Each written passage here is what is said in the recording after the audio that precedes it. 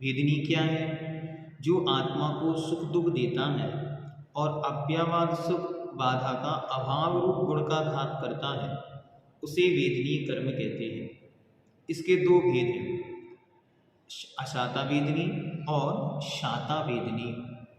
जो सुख की सामग्री उपलब्ध कराए वो साता वेदनी, और जो दुख की सामग्री उपलब्ध कराए उसका नाम है अशाता वेदनी।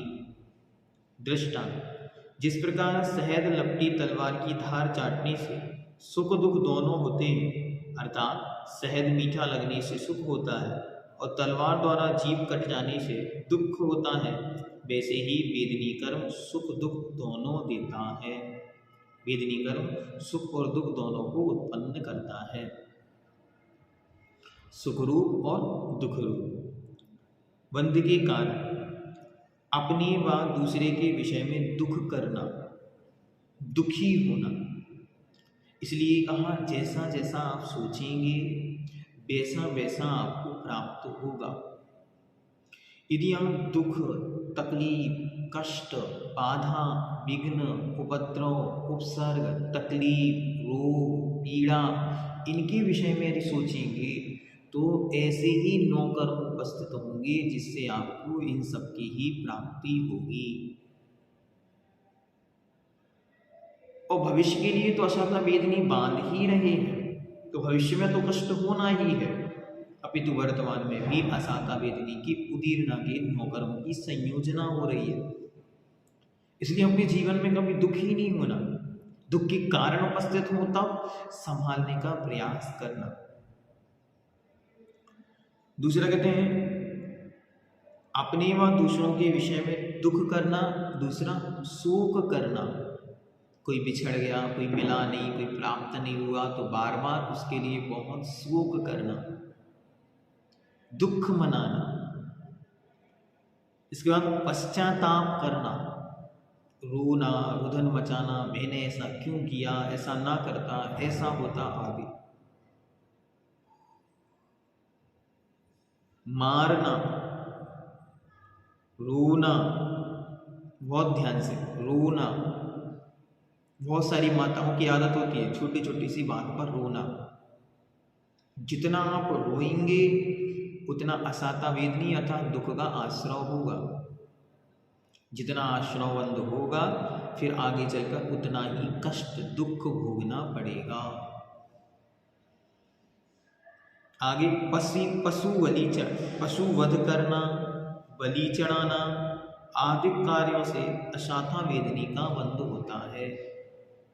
ये सब दुख के कारण बतला दिए। इन कारणों से जीवन में दुख की उत्पत्ति होगी, इसलिए इन कार्यों से बचना। चिल्ला चिल्ला कर रोना, दूसरे को मारना, डांटना, दुख देना, कष्ट देना, तकलीफ देना, पीड़ा देना, सताना, ये सब अशाता वेदनी के कारण है। आज हम किसी निमित्त से दूसरों को दे रहे हैं और जब वे उदय में आएंगे, उनकी उदीर्णा होगी तो वे हमें महान कष्ट के कारण बनेंगे। और इसके विपरीत सुख की प्राप्ति कैसे होती है? तो दान देना, दया करना, संयम पालना, लोभ ना करना, वात्सल्य भाव रखना, वैयावृत्ति करना, व्रत पालन करना, प्रभावना करना आदि कार्यों से शाता वेदनी का आबंध होता है। अच्छी तरह ध्यान रखना है, इन कार्यों से सुख की प्राप्ति होती, इसलिए ये कार्य हमको कर। जिनेंद्र भगवान की पूजा करना, गुरु महाराज को आहार दान देना, स्तुति स्तोत्र आदि पढ़ने से महानतम सुख की प्राप्ति होती, महानतम शाता वेदनी का आश्रय होता। इसलिए इन कार्यों में मन लगाना, अशुभ प्रवृत्ति से बचना, इससे भी शाता वेदनी का आश्रय होता। अपने मन को अच्छे कार्यों में लगाना।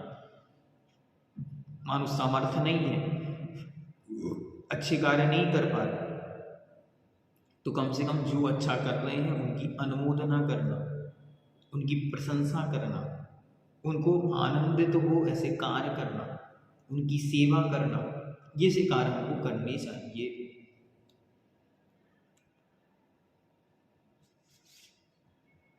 फिर से देख लें एक बार। दया करना, दान करना, संयम पालना, मोह लोभ ना करना, वात्सल्य रखना, वैयावृत्ति करना, व्रत पालन करना, प्रभावना करना, अच्छे अच्छे कार्यों के माध्यम से शासन की प्रभावना करना आदि कार्यों से सातावेदनी कर्म का बंध होता है। सातावेदनी अर्थात सुख की सामग्री उपलब्ध कराता। जिसके सातावेदनी का जितना तीव्र क्षयोक्षम, उस जीव के द्वारा उतनी शासन की महती प्रभावना, उतना उसको सुख और आनंद की अनुभूति, उससे ज़्यादा सुख जितना जीवन में बढ़ेगा उतना उतना वह अपने जीवन को और शांति के साथ निर्वाह करेगा।